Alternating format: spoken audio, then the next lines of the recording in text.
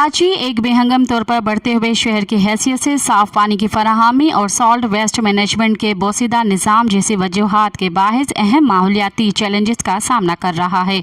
शहर की बढ़ती हुई आबादी और तेज़ी से सनतकारी माहौलियाती मसाइल को बढ़ा रही है, जिससे सेहत आमा और माहौलियात के तहफ़्फ़ुज़ को ख़तरात लाहक हैं।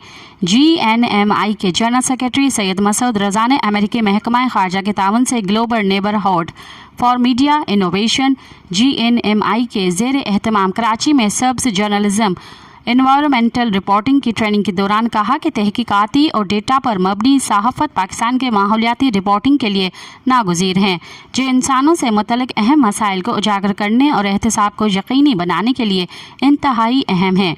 उन्होंने इस बात पर जोर दिया कि अखलाकी उसूलों को अपनाना माहौलियाती रिपोर्टिंग के लिए इंतहाई अहम है, जो सहाफ़त के आला मयार को बरकरार रखते हुए सच्चाई और दुरुस्तगी की तलाश में सहाफ़ियों की रहनुमाई करते हैं।